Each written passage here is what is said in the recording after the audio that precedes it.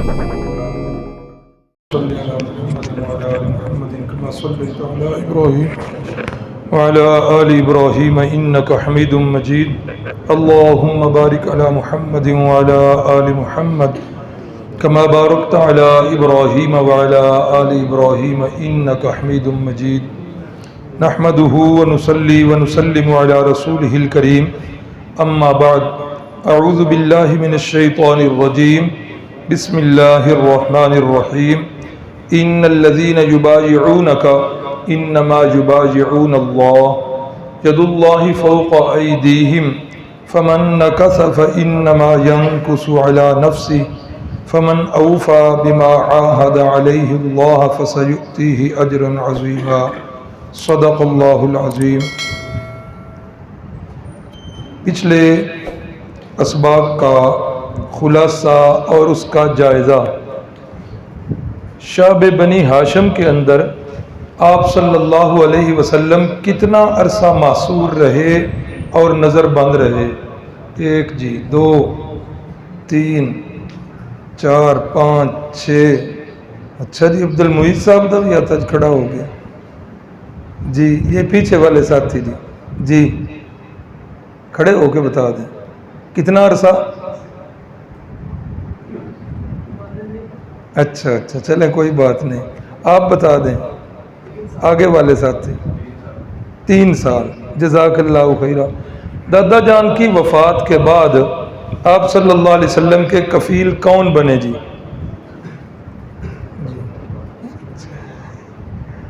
ایک، واہ جی ماشاءاللہ، آج تو کافی ہاتھ ہو گئے۔ ہاں جی، عمر اصغر۔ ایک روایت کے مطابق چچا جان ابو طالب اور دوسری روایت کے مطابق جی آپ بتائیں جی۔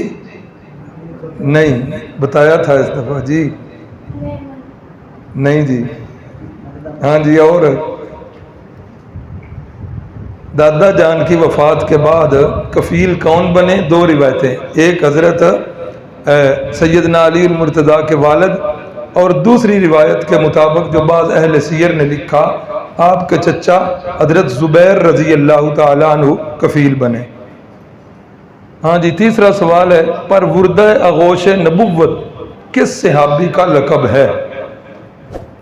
جی، رسول اللہ کی گود مبارک کے اندر آ کر اپنا بچپن لڑکپن کنہوں نے گزارا؟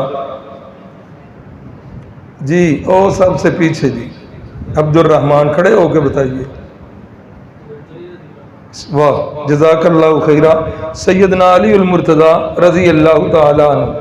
چوتھا سوال ہے جی، غزوہ خندق میں قریش اور بنو قریظہ کے درمیان پھوٹ ڈالنے والے صحابی کا نام جی؟ جی یہ تو بچے ہی ہیں سارے بڑوں میں۔ ہاں جی، عبداللہ کیسر۔ حضرت نعیم نہیں، نعیم نام آپ نے ٹھیک یاد رکھا، بس زبر زیر کا فرق جو ہے وہ ہے۔ اللہ اکبر۔ سن 5 ہجری کے کچھ واقعات جو کل نیچے لکھے ہوئے تھے، پورا دل نہیں بھرا تھا۔ آپ نے سنا تھا کہ حضرت ابو لبابہ جس وقت بنو قریظہ کی طرف گئے تو ان کے چونکہ پہلے ان کے ساتھ بڑے دوستانہ مراسم تھے، ان مراسم کے اندر جب انہوں نے آگے سے رونا دھونا شروع کر دیا، انہیں ترس آ گیا اور انہیں نے بتا دیا کہ تمہارا فیصلہ یہ والا ہو چکا ہے۔ تو بعد میں انہیں بڑے ہی جو ہے نا احساس ہوا کہ یہ تو میں نے ایک جنگی راز فاش کر دیا۔ اب انہوں نے کیا کیا؟ اپنی سزا خود متعین کی۔ ادھر سے نکلے سیدھے مسجد نبوی کے اندر اور آ کر ایک ستون کے ساتھ انہوں نے اپنے آپ کو باندھ لی۔ صحابہ اکرام نے بتایا تو رسول اللہ صلی اللہ علیہ وسلم نے فرمایا اگر یہ میرے پاس آ جاتے تو پھر میں ان کے لیے دعا کر دیتا، اب یہ گئے ہیں خود ہی، تو چلو جب تک اللہ کی طرف سے جو ہے یہ نہیں معافی ہوگی تو ہر نماز کے وقت انہیں کھول دیا جاتا، نماز پڑھ کے پھر یہ ادھر۔ اللہ تعالیٰ آپ سب کو مسجد نبوی کی زیارت نصیب کرے۔ روزہ مبارک جو ہے اس کی دیواروں کے دائیں طرف کہہ لیں، یعنی اگر قبلہ رخ کھڑے ہوں، وہ جو جنت البقیع کا حصہ نا ریاض الجنہ کا حصہ ہے، اس کے اندر جو ستون ہے نا، ان ستونوں کے اوپر اگر آپ دھیان کریں، ان ستونوں کے اوپر ان کے نام لکھے ہوئے، ابھی آپ کو اللہ لے جائے تو غور کیجئے گا، ان ستونوں کے اندر ایک ستون کا نام بھی یہی ہے، استوانہ ابی لبابہ، یہ وہی ستون جس کے ساتھ حضرت نے اپنے آپ کو باندھ دیا تھا۔ تو کافی دنوں کے بعد رسول اللہ صلی اللہ علیہ وسلم کو اللہ کریم نے بتایا تو پھر ان کی توبہ قبول ہوئی۔ اللہ اکبر۔ حضرت زینب بنت جحش نکاح سے پہلے رسول اللہ کی کیا لگتی ہیں جی پھپھو زاد بہن ہیں۔ ان کا پہلا نکاح کس سے ہوا؟ حضرت زید، وہ رسول اللہ کے کیا لگتے تھے؟ منہ بولے بیٹے تھے، ان کے ساتھ پہلا نکاح ہوا۔ کل یہ بات تو ہو گئی تھی، تو جب انہوں نے طلاق دے دی تو پھر رسول اللہ نے نکاح کیا۔ اصل میں اللہ رب العزت نے جہاں رسول اللہ کو شرک مٹانے کے لیے مبعوث کیا، بدعات کو ختم کرنے کے لیے، بدعات تو شاید نہیں تھی، رسومات جاہلیہ، بدعات تو بعد میں بنی نا، رسومات جاہلیہ ختم کرنے کے لیے یہ بھی آپ کی ڈیوٹی تھی۔ تو یہ ایک رسم بد چلی آ رہی تھی، رسم بد، کہ منہ بولے بیٹے کی بہو حقیقی بہو متصور ہوگی اور اس کے ساتھ نکاح جو ہے یہ اسی طرح ہوگا جس طرح حقیقی بہو کے ساتھ نکاح حرام، اس کے ساتھ بھی حرام۔ تو اللہ کریم نے اس رسم بد کو توڑوانا تھا اور حضرت زید کی متعلقہ کے ساتھ اللہ نے شادی کروانی تھی۔ تو اس لیے تو ہمیں بھی یہ بات ملحوظ رکھنی چاہیے کہ معاشرے کے اندر جو بری رسم چل پڑے، اس بری رسم کو توڑنا، رسول اللہ کی سنت اور اس پر چلنے والا جو ہوتا ہے، رسموں کو توڑنے والا، وہی سچا سنی ہوتا ہے۔ اللہ کریم ہم سب کو سچا سنی بتائے۔ کئی اس وقت جو ہے نا رسومات ہیں، بدعات ہیں معاشرے کے اندر پھیلی ہے، جن کے اندر ایک یہ بھی ہے کہ 10 محرم نو نکاح نہیں کرنا۔ توبہ توبہ توبہ، پتہ نہیں کیا سے کیا ہو جانا۔ اللہ کی کروڑ ہا رحمتیں ہوں ڈاکٹر اسرار صاحب رحمہ اللہ پر، انہوں نے اس بری رسم کو توڑا تھا۔ انہوں نے 10 محرم کو نکاح کیا اپنے بچے اور بچیوں، اور انہوں نے وضاحت کیا کرتے تھے کہ اس کائنات میں سب سے بڑا سانحہ رسول اللہ صلی اللہ علیہ وسلم کی وفات والے دن کا ہے، تو جب اس دن ہم نکاح کر سکتے ہیں تو 10 محرم وہ تو بڑا فضیلت والا دن ہے، اگرچہ اس میں ایک سانحہ فاجعہ بنا کربلا والا، لیکن کہیں بھی ایسا نہیں کہ نکاح کی ممانعت ہو۔ ممانعت کن چیزوں سے ہے؟ ممانعت ہے وہاں کنجر خانہ کرنے سے، کہ نکاح کے موقع پر یہ کنجر خانہ نہ کیا جائے، خلاف سنت کام نہ کیا جائے۔ نکاح کرنا عبادت ہے کہ نہیں جی؟ ثواب کا کام ہے کہ نہیں؟ رسول اللہ صلی اللہ علیہ وسلم کی سنت ہے کہ نہیں؟ تو پھر نکاح کا کام سنت بھی ہو، عبادت بھی ہو، اور عبادت کو ہم کہہ دیں کہ 10 محرم والے دن نہیں کرنا چاہیے، تو یہ بھی ایک بری رسم چلی آ رہی ہے۔ اللہ تعالی ہم سب کو بری رسمیں توڑنے کی توفیق دے۔ تو رسول اللہ صلی اللہ علیہ وسلم نے ایک دن فرمایا، اسرعکن لحوقا بی اطولکن جدن۔ آپ صلی اللہ علیہ وسلم نے فرمایا، میرے بعد میری ازواج مطہرات میں سب سے پہلے جو بیوی مجھے آ کے ملے گی، الفاظ پہ غور کیجئے، میری وفات کے بعد سب سے پہلے جو میری ازواج مطہرات میں سب سے پہلے مجھے آ کے ملے گی وہ ہوگی جس کے ہاتھ لمبے ہوں گے۔ کون ہوگی؟ جس کے ہاتھ لمبے ہوں گے۔ اماں جی عائشہ صدیقہ فرماتی ہیں کہ وفات کے بعد ہم نے ازواج مطہرات نے ہاتھوں کی پیمائشیں کرنا شروع کر دی کہ ویکھیے کن دے ہاتھ لمبے۔ وہ جب پیمائش کی تو وہ ہاتھ تو سب کے برابر ہی تھے۔ اللہ اکبر، سمجھ نہیں آ رہا۔ تو سب سے پہلے جن کی وفات ہوئی وہ یہی حضرت زینب بنت جحش ہے۔ رضی اللہ تعالی عنہا۔ تو پھر ہمیں یاد آیا خو رسول اللہ کیا اشارہ فرما گئے اور ہم کیا سمجھتے گئے۔ رسول اللہ کا اشارہ تھا لمبے ہاتھوں سے مراد جس کے ہاتھ سخاوت کے اندر سب سے زیادہ ہوں، جس کے ہاتھ زیادہ سخاوت کرنے والے ہوں گے۔ تو جب حضرت زینب کی وفات ہوئی تو پھر ہمیں پتہ چلا کہ لمبے ہاتھوں سے مراد کیا ہے۔ تو آپ نے کیا فرمایا کہ سب سے پہلے مجھے جو ملیں گی وہ کون ہوں گی؟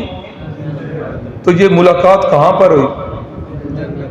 رسول اللہ صلی اللہ علیہ وسلم تو روضہ مبارک میں دفن ہے، اور حضرت زینب جو ہیں وہ اپنی قبر میں جنت البقیع میں دفن ہے۔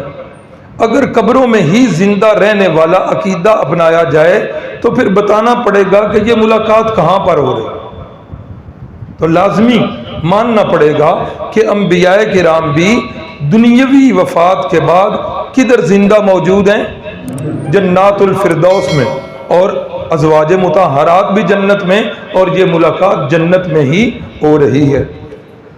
اللہ اکبر۔ حضرت ثمامہ بن اسال رضی اللہ تعالیٰ عنہ، یہ بات کئی دفعہ گزر چکی کہ رسول اللہ نے مدینے کے دفاع کو بڑا مضبوط بنایا، چونکہ آپ انتہائی کامیاب ایک سپہ سالار تھے، اور آپ کی دفاعی جو مہمات تھیں وہ انہوں نے مدینے کو تقریباً ناقابل تسخیر بنا دی۔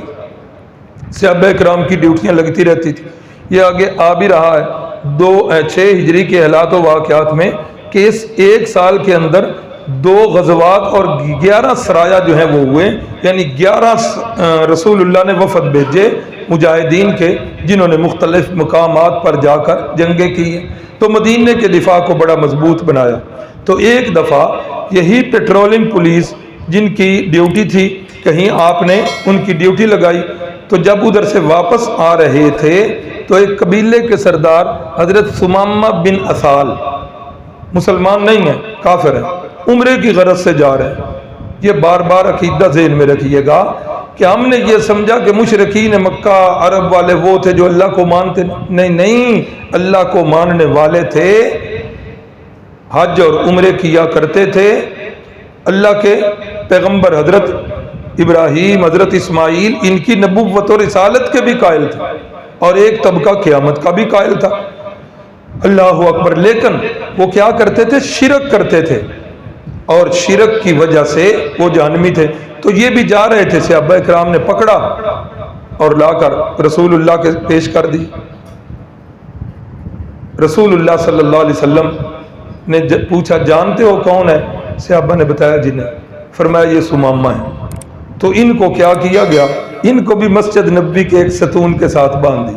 انہی ستونوں میں ایک ستون جو ہے ان کے نام کے ساتھ بھی منسوب۔ رسول اللہ صلی اللہ علیہ وسلم تشریف لائے، پوچھا کیا حال ہے ثمامہ؟ کہا بس ٹھیک ہے۔ کیا نظریات ہیں؟ کہا کہ اگر قتل کرتے ہو تو تمہارا حق ہے، لیکن ایک جنگجو بندے کو قتل کرو گے، اور اگر تم معاف کر دو گے تو یہ آپ کا احسان ہوگا، اور یہ آپ ایک احسان مند پر احسان کرو گے۔ کیا مطلب؟ کہ آپ کے احسان کی قدر کی جائے۔ آپ صلی اللہ علیہ وسلم اپنے معمولات میں، دوسرے دن بھی گزر ہوا، پھر یہی بات چیت، تیسرے دن بھی گزر ہوا۔ تیسرے دن کی بات چیت کے بعد رحمت کائنات صلی اللہ علیہ وسلم نے فرمایا ثمامہ کو کھول دو، آزاد کر دو، جا سکتے ہیں آپ۔ ثمامہ ادھر سے نکلے، باہر چلے گئے، باہر جا کر غسل کیا، اور غسل کر چکنے کے بعد کپڑے لیے اور کپڑے زیب تن کر کے حاضر خدمت ہوئے اور آ کر اسلام قبول کر لیا۔ اب یہ 3 دن ادھر رہے، سادہ سی دعوت اسلام دی گئی ہے، وہ کیا چیز تھی کہ جس نے حضرت ثمامہ کو اسلام قبول کرنے پر مجبور کر دیا؟ کیا چیز انہوں نے دیکھی؟ گھر سے تو چلے ہیں اپنے عقیدے سے، صرف 3 دن ادھر رہے ہیں نا، تو 3 دنوں کے اندر کایا ہی پلٹ گئی ہے، دل کی دنیا ہی بدل گئی ہے۔ اللہ اکبر۔ بھائیو، وہ مسلمانوں کا طریقہ عبادت، مسلمانوں کے اخلاق، مسلمانوں کے آپس کے حالات، یہ رسول اللہ کی اور صحابہ کرام کی یہ چیزیں دیکھ کر حضرت ثمامہ جو ہے یہ مسلمان ہوتے ہیں، اور آ کر فرماتے ہیں کہ میرا دل تو ادھر ہی اسلام قبول کر چکا تھا، لیکن میں بندھے ہوئے کلمہ اسلام نہیں پڑھا، اس لیے کہ لوگ یہ نہ سمجھیں کہ قید کی وجہ سے مسلمان ہوئے۔ اور پھر رسول اللہ صلی اللہ علیہ وسلم سے مخاطب ہو کے کہتے ہیں کہ یا رسول اللہ، اس مسجد نبوی میں آنے سے پہلے مجھے پوری کائنات میں سب سے زیادہ بری شکل آپ کی لگتی تھی۔ یا رسول اللہ، ادھر آ کر میرے دل کی کایا اتنی پلٹی کہ اب مجھے کوئی پوچھے کہ روئے زمین پر سب سے زیادہ حسین چہرہ کون ہے، میں اپنے ماں باپ کا نام نہیں لوں گا، بیوی بچوں کا نام نہیں لوں گا، بے ساختہ زبان پر آپ کا نام نامی اسم گرامی محمد صلی اللہ علیہ وسلم وہ آ جائے۔ نمبر 2، ادھر آنے سے پہلے مجھے آپ کے دین سے سب سے زیادہ نفرت تھی، اور مدینے میں رہ کر سب سے زیادہ مجھے محبت اب آپ کے شہر مدینہ طیبہ سے۔ اور ادھر آنے سے پہلے میرے دل کے اندر آپ کے دین کے بارے میں انتہائی نفرت اور بغض، لیکن اب میرے دین کے اندر یہ تینوں چیزیں جو ہیں سب سے زیادہ محبوب ہو چکی۔ پھر بتایا کہ آپ کے صحابہ نے مجھے پکڑا، میں تو اس غرض سے جا رہا تھا، جا سکتا ہوں؟ فرمایا بالکل جاؤ، اب تو بڑی اچھی بات ہے، اب تم مسلمان ہو کے جا رہے ہو، شرک پہ ہوتے ہوئے تو بندے کا کوئی عمل بھی قابل قبول ہے۔ قرآن کے الفاظ حبطت اعمالہم فلا نقیم لہم یوم القیامت وزنا، کہ اس کے سارے عمل مشرک کے برباد اور اس کا نامہ عمل کے اندر وزن بھی نہیں کیا جائے۔ اب یہ بات بھی پھر پھیلی، وہ جی فلاں قبیلے کے سردار سمامہ بھی مسلمان۔ اب جب سمامہ مکے میں پہنچتے ہیں، اب لوگ باتیں کرنے لگ، تنزیہ جملے، اچھا بھئی سمامہ صابی ہو گئے، اور صابی اس وقت کہا جاتا تھا بے دین کو، صابی ہو گئے۔ فرمایا صابی نہیں، بے دین نہیں ہوا، میں اصل اب دیندار ہوا ہوں۔ میں کیا ہوا ہوں؟ دیندار ہوا۔ یہ بنا نام ہمارے معاشرے کے اندر ایک قوم کے لیے ہم نے بنا لیا، فلاں دیندار۔ وہ پچھلے دنوں میں کولو تارڑ سے آ رہا، موٹر سائیکل پہ تو ایک ساتھی نے جو ہے نا وہ ہاتھ دیا، بٹھا لیا، تعارف ہوا، میں نے کہا کون ہو؟ بڑا جھجک کے شرما کے جی میں دیندار ہوں۔ میں کہ دعا کر اللہ کرے ایسی بھی دیندار بن جائے، اللہ کرے ہم جی دنیا دار ہی ہیں نا سارے، اللہ کرے کہ ہم دیندار سارے بن جائیں۔ تو حضرت سمامہ پھر انہوں نے ان پر جو ہے جملے بھی کسے، انہیں تنگ بھی کیا۔ حضرت سمامہ فرمانے لگے اچھا ٹھیک ہے کر لو وہ تھا، اب میرے قبیلے سے جتنا غلہ آتا ہے ایک دانہ بھی تمہارے اوپر جو ہے نا وہ حرام ہے، ایک دانہ بھی نہیں بھیجو۔ ادھر سے فارغ ہو کے قبیلے پہ پہنچے اور پابندی لگا دی کہ آج کے بعد جتنا غلہ ادھر سے جاتا ہے ایک دانہ بھی مکے میں نہ جائے۔ اب جس وقت یہ حکم لگا، سردار کا حکم ہے، کوئی ادھر نہیں بیچ رہا۔ اب تو فاقے آئے، جنس ختم ہو گئی، کھانے کو کچھ مل نہیں رہا، بچے بھوک سے بلک رہے ہیں۔ منتیں اور ترلے، سمامہ تیری مہربانی، ہم اپنے الفاظ واپس لیتے ہیں، معافی مانگتے ہیں۔ فرمایا نام اب ایسے نہیں ہوگا، اب اگر رسول اللہ صلی اللہ علیہ وسلم اجازت دیں گے تو تب آپ کا غلہ کھلے گا۔ قربان جائیں اپنے آقا پر۔ یہ بھی ایک سیرت کا مستقل عنوان ہے، رویے میرے حضور کے۔ اب وہی مشرکین مکہ رسول اللہ کے پاس آتے ہیں، اے محمد صلی اللہ علیہ وسلم، آپ کی قوم کے لوگ، ان کی حالت یہ ہو گئی ہے کہ اب فاقوں پہ فاقے ہیں، اب بالکل کھانے کو کچھ بھی نہیں، اور سمامہ نے غلہ روک دیا ہے۔ اللہ اکبر، اللہ اکبر۔ آج میرے نبی پر جملے کسنے والے، صحابہ پر جملے کسنے والے کس منہ سے باتیں کرتے ہیں؟ شرم سے ڈوب مرنا چاہیے۔ آج غزہ کے بچوں پر رزق بند کرنے والے، آج ان کے لیے علاج معالجے کے ہسپتالوں پر بمباری کرنے والے، یہ کون ہوتے ہیں بکواس کرنے والے؟ آئیے میں اسلام کا چہرہ آپ کو دکھاتا ہوں۔ رسول اللہ صلی اللہ علیہ وسلم نے حضرت سمامہ کو فرمایا کہ سمامہ غلہ بند نہ کرو، غلہ ہی نہ دے۔ جان کے دشمن ہیں، کتنی جنگیں ہو چکی ہیں، لیکن اللہ کے نبی صلی اللہ علیہ وسلم ان کے لیے غلے کو بند نہیں فرما رہے۔ اللہ اکبر، اللہ اکبر۔ اس کے بعد جی 6 ہجری کے حالات و واقعات بتا دیا میں نے کہ 2 غزوے ہیں اور تقریباً 11 سریے ہیں۔ مشہور سریہ ارینیین ہے، یہ آپ نے پچھلے سال بھی سنا۔ اس دفعہ میں مطالعہ کر رہا تھا تو یہ بات سامنے آئی کہ ان سریے کے اندر اب ایک ایک کے حالات بتانا یہ تو بہت وقت ہو جائے گا۔ حضرت ابو ذر غفاری رضی اللہ تعالیٰ عنہ ان کے بیٹے ہیں، اور ان کی حضرت ابو ذر کی بہو ہیں، یعنی میاں بیوی۔ ان کی ڈیوٹی لگی ہوئی تھی کہ بیت المال کے اونٹ جو ہیں یہ چرانے ہیں، اور یہ اونٹ چرا رہے تھے، اور کچھ لوگ آئے اور انہوں نے آ کر ان پر حملہ کیا، ان کے اونٹ سارے بھگا کر لے گئے، اور حضرت ابو ذر کے بیٹے کو ادھر ہی شہید کر دیا، اور حضرت ابو ذر کی بہو کو، یعنی اس شہید کی بیوہ کو وہ لے کر اپنے ساتھ چلے۔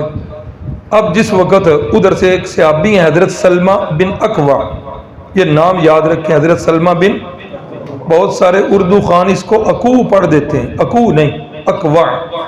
تو حضرت جس وقت آئے تو انہوں نے دیکھا کہ یہ بیت المال کے اونٹ ہیں تو یہ بھاگ رہے ہیں اور لوگ ان کے پیچھے، تو حضرت سلمہ کو پتہ چل گیا۔ حضرت سلمہ نے اونچی آواز سے نعرہ لگایا جو مخصوص قسم کا ہوتا تھا اپنے ساتھیوں کو مطلع کرنے والا، اور صحابہ اکرام میں دوڑ کے اندر سب سے زیادہ دوڑنے والے یہ حضرت سلمہ بن اکوع تھے رضی اللہ تعالیٰ۔ اب انہوں نے کیا کیا، ان کے پیچھے وہ سواریوں پر ہیں، دوڑا رہے ہیں، اور حضرت سلمہ بن اکوع جو ہیں وہ ان کے پیچھے بھاگ رہے ہیں، اور بھاگتے بھاگتے تیر بھی مارتے ہیں، جب ان سے جوابی حملہ ہوتا ہے تو درخت کی اوٹ بھی لے لیتے ہیں۔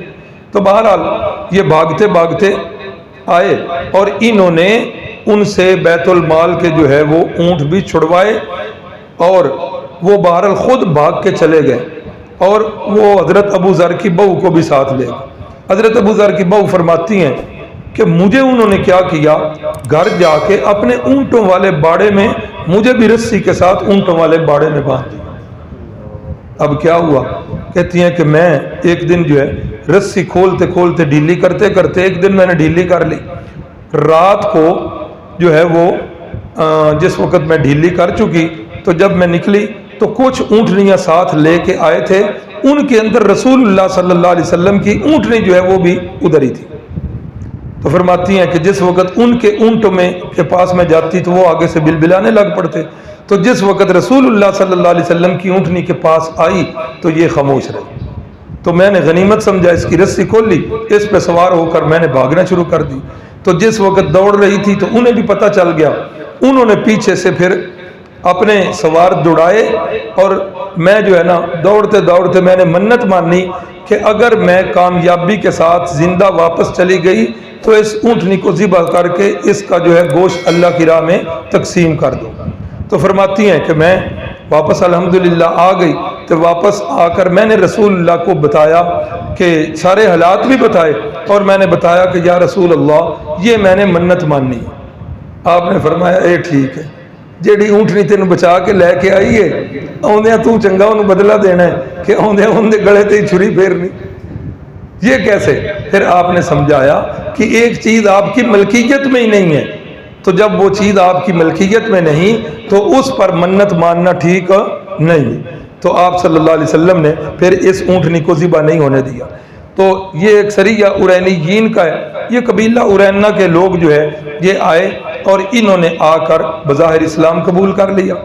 اسلام قبول کر چکنے کے بعد مدینے کی آب و ہوا راس نہیں آئی، اور انہوں نے پیٹ ان کا خراب ہو گیا، تو رسول اللہ صلی اللہ علیہ وسلم نے حکم دیا کہ جہاں بیت المال کے اونٹ چر رہے ہیں وہاں چلے جاؤ، اشربو من ابوالہا و البانہا، فرمایا کہ ان اونٹنیوں کا دودھ استعمال کرو اور ان کا پیشاب استعمال کرو، دودھ کو پیو تاکہ اندر والے جو بیماریاں ہیں وہ ختم ہوں، اور پیشاب اوپر مال لو جسم کے اوپر تاکہ اوپر والی بیماریاں بھی حل ہو جائیں۔ اب ان ظالموں نے کیا کیا، یہ ادھر چلے گئے، انہوں نے وہ بیت المال کے جو چرواہے تھے ان کو صرف شہید نہیں کیا بلکہ ان کی پہلے پاؤں کاٹے، جسم کے اعضاء کاٹے، ان کی آنکھیں جو ہیں ان کے اندر سلائیاں ماری، اور یہ اونٹوں کو بگا کر لے گئے۔ تو رسول اللہ صلی اللہ علیہ وسلم کو پتہ چلا تو رحمت کائنات صلی اللہ علیہ وسلم نے حضرت قرز ابن جابر فہری کو 20 صحابہ کے ساتھ بھیجا۔ تو یہ 20 صحابہ جو ہے انہوں نے جا کر انہیں پکڑ لیا، بیت المال کے اونٹ چھڑوائے اور ان ظالموں کو ہاتھ پاؤں باندھ کر اس تپتے ہوئے صحرا کے اندر پھینک دیا، اور ان کی آنکھوں کے اندر بھی گرم سلائیاں لگائیں اور ان کے ہاتھ پاؤں بھی کاٹے، اس لیے کہ جو سلوک انہوں نے وہاں کیا تھا وہی سلوک ادھر کیا گیا اور یہ تڑپ تڑپ کر مر گئے۔ وہ طبقہ جو صحابہ اکرام پر بکواسات کرتا ہے ان کو ماننا چاہیے۔ وہ کہتے ہیں جی انہوں ہی کلمہ پڑھیا سی، پھر یہ بھی صحابی نے، پھر انہوں نے کیوں قتل کیا گیا؟ وہ بھائی قتل ہم نے تو نہیں کیا، رسول اللہ نے قتل کیا۔ اور دوسری بات، صحابی کی تعریف میں نے بتائی تھی وہ نہیں بھولنی، کہ جس نے ایمان کی حالت میں رسول اللہ کی صحبت کو کیا ہو، اور نمبر 2 اسی پر ایمان کی حالت پر اس کی موت بھی آئی ہو، وہ صحابی رسول ہوتا ہے۔ جو بعد میں پھر گیا مرتد ہے وہ صحابی نہیں بنتا۔ اللہ اکبر۔ اس 6 ہجری کا بڑا واقعہ جو ہے یہ صلح حدیبیہ کا واقعہ ہے۔ صلح حدیبیہ رسول اللہ صلی اللہ علیہ وسلم کو خواب آیا۔ خواب کے اندر آپ کیا دیکھ رہے ہیں کہ آپ صلی اللہ علیہ وسلم جو ہے وہ مکہ میں داخل ہو رہے ہیں، بیت اللہ کا طواف کر رہے۔ چونکہ اہل سنت والجماعت کا عقیدہ ہے کہ انبیاء کے خواب 100% سچے ہوتے ہیں، یوں سمجھ لیجئے کہ وحی کا حصہ ہوتے ہیں۔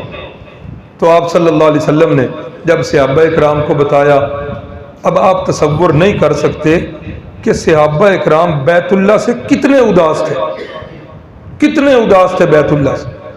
اور ادھر سے چونکہ پابندیاں لگی ہوئی تھیں، آنا جانا تھا نہیں ہے، تو اس لیے اب جس وقت رسول اللہ نے اپنا خواب بتایا تو صحابہ تو خوشی سے دیوانے، ایک نے دوسرے کو، دوسرے نے تیسرے کو، یہ خبر سینہ بسینہ پورے جو ہے نا مدینہ کے اندر آس پاس کے قبیلوں کے اندر پھیل گئی۔ تو رسول اللہ صلی اللہ علیہ وسلم یکم ذی قعدہ کو آپ صلی اللہ علیہ وسلم چلے ہیں، اور ازواج مطہرات میں ام المؤمنین حضرت سلمہ رضی اللہ تعالی عنہا وہ آپ کے ساتھ ہیں۔ تو جس وقت آپ صلی اللہ علیہ وسلم چلے تو 1400 یا 1500 کے قریب صحابہ اکرام جو ہے وہ آپ کے ساتھ تیار ہو چکے۔ ذوالحلیفہ کا مقام ہے، یہ جب مدینہ کے سفر سے واپس آتے ہیں نا تو اسی مقام پر ایک بڑی خوبصورت سی مسجد بنی ہوئی ہے، وہیں آ کر معتمرین حضرات جو ہے وہیں پر وہ باندھتے ہیں، اپنا احرام باندھتے ہیں۔ تو صحابہ اکرام نے وہاں سے احرام باندھ لیا۔ اب یہ خبر جو ہے یہ چلی گئی مکے کے اندر بھی، تو رسول اللہ صلی اللہ علیہ وسلم نے ایک صحابی کی ڈیوٹی لگائی کہ جاؤ جا کر حالات کا جائزہ لے کے آؤ۔ تو یہ صحابی بھی چلے گئے۔ اب رسول اللہ صلی اللہ علیہ وسلم جس وقت چلے تو قریشیوں کو پتہ چلا، اب وہ سر جوڑ کے بیٹھے کہ یہ تو کام بڑا خراب ہے کہ محمد صلی اللہ علیہ وسلم آئیں اور ان کے ساتھی آئیں، یہ نہیں ہو سکتا۔ جنگ کے لیے آئیں تب بھی ٹھیک نہیں، اور جس طرح کے بتایا جا رہا ہے کہ عمرے کے لیے آ رہے ہیں، عمرے کے لیے آ جائیں، اس کے اندر بھی ہماری بڑی بدنامی ہے، کریں کیا؟ مختلف رائے آئیں، لیکن سب کا اس رائے پر اتفاق ہو گیا کہ عمرہ انہیں نہیں کرنے دینا، کچھ بھی ہو، سب کا اتفاق ہو گیا۔ پھر ایک مشورہ یہ بھی آیا کہ ان کا جو ہے نا رستے میں ان کا رستہ روکا جائے، ان کے ساتھ لڑائی کی جائے۔ اسی غرض کے لیے انہوں نے خالد بن ولید جو اس وقت تک مسلمان نہیں ہوئے تھے ان کے ساتھ ایک دستہ بھیجا کہ جاؤ تم جا کر جو ہے ان کے ساتھ لڑو اور انہیں روکو۔ تو رسول اللہ صلی اللہ علیہ وسلم تک بھی حالات کی خبریں جو ہیں وہ پہنچ رہی تھیں۔ تو آپ صلی اللہ علیہ وسلم نے صحابہ سے مشورہ کیا، فرمایا کہ خالد جو ہے وہ ایک دستے کے ساتھ آ رہا ہے اور ہمارا ارادہ لڑائی اور جنگ کرنے کا نہیں ہے۔ کیا ارادہ ہے؟ صرف عمرے کا ہے۔ اگر ان کے ساتھ الجھے تو شاید ہم عمرہ نہ کر سکیں گے۔ آپ میں سے جو رستے جانتا ہے کوئی غیر مشہور رستہ بتائے تو ادھر سے چلے جائیں۔ تو رحمت کائنات صلی اللہ علیہ وسلم نے پھر یہی کیا، غیر مشہور ایک رستہ جو ہے صحابی نے رہنمائی کی، ادھر سے ہوتے ہوئے آپ حدیبیہ کے مقام تک پہنچ گئے۔ اللہ اکبر۔ جس وقت حدیبیہ کے مقام پر پہنچے تو وہ جو حضرت خالد بن ولید کا دستہ تھا اس سے بھی ٹکراؤ نہیں ہوا۔ اب جب اتنے قریب پہنچ گئے تو صحابہ اکرام اس سفر کے واقعات بتاتے ہیں، کئی عجیب و غریب واقعات کہ سفر کے دوران ایک دفعہ رسول اللہ صلی اللہ علیہ وسلم کے پاس پانی ہے، تھوڑا سا پانی، آپ وضو کرنے لگے تو صحابہ اکرام پریشان ہو کر آ گئے۔ آپ نے فرمایا خیریت تو ہے، کیوں پریشان ہو؟ فرمایا یا رسول اللہ صلی اللہ علیہ وسلم پانی صرف یہی ہے جو آپ کے پاس ہے، اس کے علاوہ پانی کوئی نہیں، نہ سواریوں کے لیے اور نہ ہی اپنے پینے کے لیے، نہ وضو کے لیے، اس لیے پریشان ہے۔ فرمایا اچھا۔ آپ صلی اللہ علیہ وسلم نے ایک برتن منگایا اور اس برتن کے اندر وہ پانی رکھا اور یوں اپنا دست مبارک یوں جو ہے اس پانی کے اندر رکھ دیا۔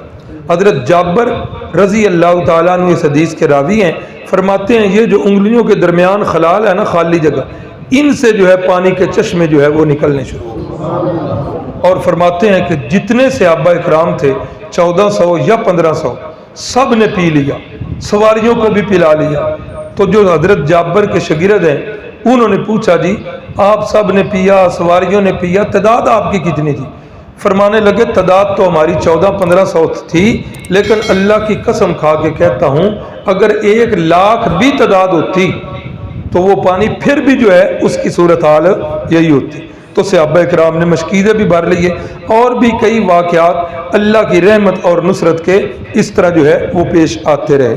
ایک کنویں کے اوپر پہنچے، اس وقت بھی صحابہ کے پاس پانی جو ہے وہ ختم ہو چکا تھا، تو جس وقت وہاں پہنچے تو رسول اللہ کو بتایا گیا، تو آپ صلی اللہ علیہ وسلم نے اپنا نیزہ کنویں کے اندر گاڑا اور پانی تھوڑا سا منگوا کر کلی کی، اور کلی کر کے وہ کنویں کے اندر پھینک دی، اور کلی کا پانی کنویں کے اندر جانا تھا کہ کنویں کا پانی جو ہے وہ تازہ بالکل جو ہے جاری ہو گیا، اور کنواں بالکل جو ہے وہ پانی مہیا کرنے لگا، اور صحابہ اکرام نے وہاں بھی پیا۔ اب صحابہ اکرام اور رسول اللہ کس مقام پر ہیں؟ حدیبیہ کے مقام پر۔ اب قریشیوں نے سمجھا کہ اب خیر نہیں ہے، کسی طریقے سے انہیں روکا جائے۔ مختلف مراحل کے اندر انہوں نے لوگ بھیجے کہ جاؤ جا کے آپ مذاکرات کر کے آؤ، جن میں بدیل ابن ورقا کا نام بھی ہے، حلیس ابن علقمہ کا نام بھی ہے، عروہ بن مسعود ثقفی کا نام بھی ہے۔ یہ عروہ بن مسعود ثقفی، یہ پہلے جو دونوں تھے نا، بدیل اور حلیس، ان کے بارے میں ہے جس وقت انہوں نے جا کر بتایا کہ محمد صلی اللہ علیہ وسلم اور اس کے صحابی عمرہ کرنے کی نیت سے آئے ہیں، لڑائی کا ارادہ نہیں، تو بہتر ہے کہ اللہ کے گھر کی زیارت سے روکو نہیں۔ لیکن انہوں نے آگے سے ان کی بے عزتی کی، کہا تمہیں بدوؤں کو کیا پتا ان کے دل کے اندر کیا باتیں۔ تو جس وقت انہوں نے عروہ بن مسعود ثقفی، یہ سردار ہے، اس کو کہا کہ جاؤ، تو اس نے کہا کہ جو حال تم نے پہلے دونوں سفیروں کا کیا ہے وہی کرنا ہے، میں نہیں جاؤں گا کوئی اور۔ کہا نہیں، آپ کی رائے حتمی ہوگی، جو کہو گے کیا جائے گا۔ بالآخر عروہ بن مسعود ثقفی جس وقت گئے تو مذاکرات ہوتے رہے۔ رحمت کائنات نے اپنا مدعا بیان کیا کہ ہم تو صرف عمرے کے لیے آئے ہیں، دیکھ لو لڑائی کے لیے آئے ہوتے تو ہمارے پاس اسلحہ تو ہوتا، اسلحہ ہے کوئی نہیں، صرف عمرہ کرنا ہے، واپس چلے جانا ہے۔ اللہ اکبر، لمبے چوڑے مذاکرات ہوتے رہے تو عروہ بن مسعود ثقفی نے ایک جملہ بولا، اس نے کہا محمد صلی اللہ علیہ وسلم، یہ جو لوگ تیرے آس پاس ہیں نا، اگر تمہاری ہمارے ساتھ جنگ ہو گئی نا، اب یہ تو ہماری سر دھڑ کی بازی لگے گی، جان کی بازی، کہ ہمارے ہوتے ہوئے تم مکے میں داخل ہو جاؤ، یہ کو نہیں ہونا۔ اور یہ لڑائی جتنی سخت لڑائی ہونی ہے نا، یہ تیرے آس پاس کے لوگ جو ہے انہوں نے بھاگ جانا ہے، پھر تیری خیر نہیں ہونی۔ حضرت صدیق اکبر رضی اللہ تعالیٰ عنہ، صحابہ اکرام میں صوفی مزاج، ہاں پاس کھڑے یہ بات سن رہے ہیں، اور فرماتے ہیں جس وقت عروہ کا یہ لفظ سنا، اتنی بڑی گالی دی اسے، اور کہا جاؤ جا کے لات اور عزا کی شرمگاہ کو چاٹو، اٹھ جاؤ، دفع ہو جاؤ، اور تلوار جو ہے ہمارے درمیان مقابلہ کرے گی، ہم تلواریں اسلحہ نہیں بھی لے کے آئے تو انشاءاللہ ہم اپنی جان رسول اللہ پر قربان کر دیں۔ اللہ اکبر۔ اب جس وقت یہ باتیں کر رہا تھا تو دوران گفتگو جو ہے یہ کبھی کبھی رسول اللہ کی داڑھی مبارک کو ہاتھ لگا دیتا، کوئی ہوگی رسم ہمارے ساتھ بھی ایک لڑکا پڑھتا تھا بلوچی، اس پر بھی استاد جی ایک دفعہ ناراض ہوئے تو اس نے بھی داڑھی کو ہاتھ لگایا، تو انہوں نے بھی بتایا کہ یہ ہماری رسم ہے۔ تو جس وقت یہ ہاتھ آگے کیا نا تو حضرت مغیرہ بن شعبہ رضی اللہ تعالیٰ عنہ یہ اوپر کھڑے تھے، انہوں نے کہا کہ اوے بدبخت مشرک، ہاتھ پیچھے کرو، تیرا ہاتھ نجس ہے، رسول اللہ کی داڑھی مبارک کا ایک ایک بال پاک ہے، اب یہ تیرا ہاتھ آگے بڑھا تو تیرے ہاتھ کو کاٹ کر واپس بھیجوں گا، یہ سلامت نہیں جائے گا۔ عروہ کہنے لگا یہ کون ہے جو مجھے دھمکیاں دے رہا ہے؟ تو بتایا گیا، کہنے لگا اچھا یہ بڑا تیز ہو گیا ہے۔ تو بہرحال حضرت مغیرہ بن شعبہ رضی اللہ تعالیٰ عنہ یہ صحابی وہ صحابی ہیں جو بیعت رضوان میں شامل ہیں، اور آپ پڑھ چکے سن چکے کہ بیعت رضوان میں جتنے شامل تھے اللہ نے ان کے لیے اعلان کیا لقد رضی اللہ عن المؤمنین، اللہ ان ساروں سے راضی ہو گیا، اذ یبایعونک تحت الشجرہ، اے محبوب جو آپ کے ہاتھ مبارک پر درخت کے نیچے بیٹھ کر بیعت کر رہے تھے، اللہ ان سب سے کیا ہو گیا؟ راضی ہو۔ توجہ ہے، آپ رش کے اندر ہیں، عید الفطر کا رش ہے مارکیٹ کا، یا عید الاضحیٰ میں آپ بکرا منڈی چلے جاتے ہیں، رش ہے بہت، آپ کے ساتھ آپ کا چھوٹا بچہ ہے، آپ اس بچے کا ہاتھ پکڑ لیتے ہیں اور وہ بچہ جو ہے وہ مطمئن ہو جائے گا کہ نہیں کہ اب میں گم نہیں ہوں گا؟ کس لیے کہ میرا ہاتھ کس کے ہاتھ میں ہے؟ میرے باپ کے ہاتھ میں۔ یارو ایک بچہ جو ہے اپنے باپ کا ہاتھ پکڑ لے اور وہ مطمئن ہو جائے کہ اب مجھے کسی چیز کا خوف نہیں ہے، تو ان صحابہ اکرام کے بارے میں کیا کہیں گے جن کا ہاتھ رسول اللہ صلی اللہ علیہ وسلم نے پکڑا؟ کتنے خوش نصیب وہ صحابہ اکرام ہیں کہ جن کا ہاتھ مبارک رسول اللہ صلی اللہ علیہ وسلم نے پکڑا۔ حضرت مغیرہ بن شعبہ فرماتے ہیں یہ وہ صحابی ہیں کہ جس وقت آپ صلی اللہ علیہ وسلم کی تدفین ہو رہی تھی تو جن صحابہ اکرام نے آپ کو لحد مبارک میں اتارا، حضرت مغیرہ بن شعبہ بھی انہی صحابہ میں ہیں، اور انہوں نے کیا کیا؟ سب سے آخر میں نکلے اور جان بوجھ کر اپنی انگوٹھی جو ہے وہ لحد مبارک کے اندر پھینک دی۔ اب جس وقت اوپر سے وہ بند ہو رہی ہے تو انہوں نے اچانک کہا اور حضرت علی سے اجازت مانگی، کہا کہ میری انگوٹھی اندر گر گئی ہے، اگر آپ کی اجازت ہو تو میں انگوٹھی نکال لوں؟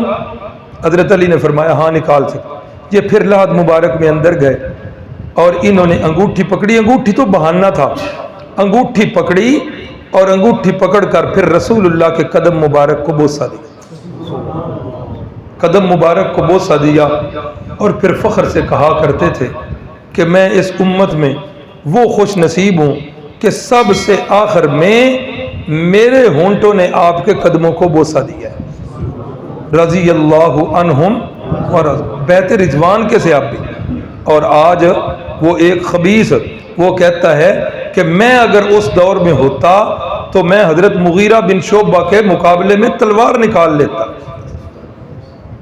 لعنت ہے تمہاری قسمت پر، لعنت ہے تمہارے بولوں پر جنہیں اللہ کہہ رہا ہے علیم ما فی قلوبہم، میں جانتا ہوں کہ بیعت رضوان کرنے والے کے دلوں کے اندر کیا تھا، اللہ کہتا ہے میں جانتا ہوں۔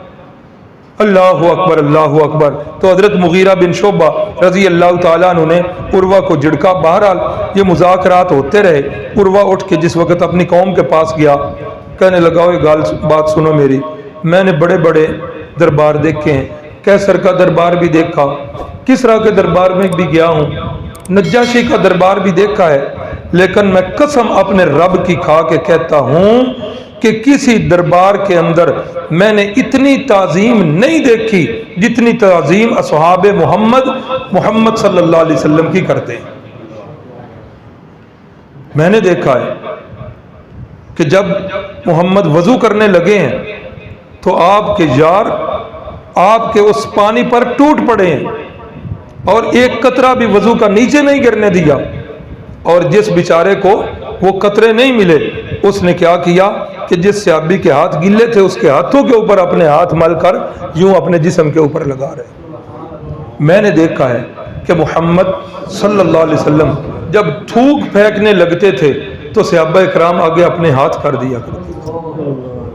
محمد صلی اللہ علیہ وسلم جب بولنے کے لیے اپنے ہونٹ مبارک کھولتے تھے تو صحابہ اکرام ادب سے ایسے خاموش ہو جاتے کہ جیسے ان کے سروں کے اوپر پرندے بیٹھے ہوئے ہیں، اگر بولیں گے تو پرندے اڑ جائیں گے۔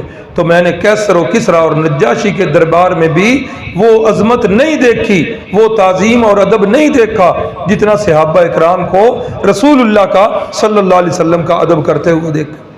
بہرحال یہ واپس چلا گیا۔ اب رسول اللہ صلی اللہ علیہ وسلم نے اتمام حجت کے لیے حضرت فاروق اعظم ارادہ کیا کہ اپنا سفیر بھی اب بھیجیں۔ حضرت عمر سے کہا، حضرت نے فرمایا یا رسول اللہ میرے قبیلے کا ایک بندہ بھی نہیں، میرا مزاج ذرا گرم ہے، مقصد سفارت ہے، میں گیا تو شاید جذباتی ہو کر کوئی اور نہ کام کر بیٹھوں، اس لیے آپ مہربانی کریں حضرت عثمان کو بھیجیں، مشورہ ہے، اور اگر حکم ہے تو جانے کے لیے۔ آپ حضرت عثمان رضی اللہ تعالیٰ عنہ کو بھیجتے ہیں۔ حضرت عثمان کے بارے میں سب کو یقین تھا کہ مشرکین مکہ جو ہیں وہ حضرت عثمان کا حیا کرتے۔ کتنی خوش نصیب شخصیت مشہور حدیث ہے، آپ نے سنی ہوئی ہے، رسول اللہ اپنے حجرے میں تشریف فرما حضرت عائشہ کا لیٹے ہوئے ہیں، پنڈلی مبارک سے تہ بند اوپر ہے، پنڈلی مبارک ننگی ہے، دروازہ کھٹکتا ہے، کون جی؟ جی آنا ابو بکر۔ فرمایا آ جاؤ، آ گئے۔ پھر دروازہ کھٹکا، کون جی؟ عمر۔ آ جاؤ، آ گئے۔ پھر دروازہ کھٹکا، کون؟ عثمان۔ آپ نے فرمایا ٹھہر جاؤ۔ آپ اٹھے ہیں، اپنا تہ بند جو ہے وہ پنڈلی کے اوپر کیا ہے، پنڈلی کو ڈھانپا ہے، فرمایا عثمان اب آ جاؤ۔ اللہ اکبر اللہ۔ عورتیں جو ہوتی ہیں وہ ان معاملات میں بڑی باریک بھی ہوتی ہیں۔ ہاں اماں جی نے نوٹ کر لیا کہ یا رسول اللہ میرے ابا جی آئے تو آپ اسی حالت میں، حضرت عمر آئے تو حضرت عثمان کی وجہ سے یہ تبدیلی کیوں ہوئی ہے؟ تو میرے مرشد نے فرمایا کہ عائشہ جس عثمان سے آسمانوں کے فرشتے حیا کرتے ہوں، میں محمد الرسول اللہ اس سے حیا کیوں نہ کروں؟ آسمان کے فرشتے جن سے حیا کریں، مشرکین مکہ جن کی حیا کریں، اور میرے نبی پاک جن کی حیا کریں، لیکن آج کے بد زبان کو ان کے بارے میں حیا نہیں، زبانیں کھلی ہوئی ہیں۔ حضرت عثمان غنی اقربا پروی کرتے تھے، عہدے جو ہیں اپنے رشتہ داروں کو دیتے تھے، بیت المال کا فنڈ کھاتے تھے، نعوذ باللہ معاذ اللہ، ان ظالموں کو شرم اور حیا نہیں آتی۔ حضرت عثمان نے اپنے چچا زاد بھائی کے گھر ٹھہرے اور پیغام بھیج دیا کہ میں آپ صلی اللہ علیہ وسلم کا پیغام لے کے آیا ہوں۔ صبح اٹھ کر جس وقت جانے لگے تو تہ بند جو باندھی ہوئی تھی وہ تہ بند جو ہے ٹخنے سے اوپر ہے، آدھی پنڈلی ننگی ہے۔ چچا زاد بھائی کہنے لگا عثمان پہلو تے چنگا بھلا ہوندا سیں، ہاں تیری تے لکھ دی جڑی ہے جتھے ٹردا سیں پچھوں جھاڑو دیندی آوندی سی۔ جویں اج کل دے چودھری حضرات ہوندے نے وہ سمجھتے ہیں کہ اس چیز کے اندر بڑا فخر ہے، دھوتی جو ہے پیچھے سے گھسٹ رہی، اور رسول اللہ صلی اللہ علیہ وسلم نے فرمایا جس کا تہ بند یا شلوار ٹخنوں سے نیچے ہوگی، فرمایا قیامت والے دن نہ اللہ تعالیٰ اس بندے کی طرف نظر رحمت سے دیکھیں گے، نہ اللہ اس کے ساتھ کلام کریں گے، ولا یزکین، اور اللہ اس کو پاک بھی نہیں کریں۔ کتنے آج ہم غیروں کی تہذیب سے متاثر ہوئے، اللہ اکبر، کہ جب سنت عمل کی باری آئی تو ہم نے ٹخنے ننگے نہ کیے، اور جب انگریز کے طریقے آئے تو پھر میری پنڈلیاں کیا، میرے گھٹنے کیا، میری رانیں بھی ننگی ہو گئی۔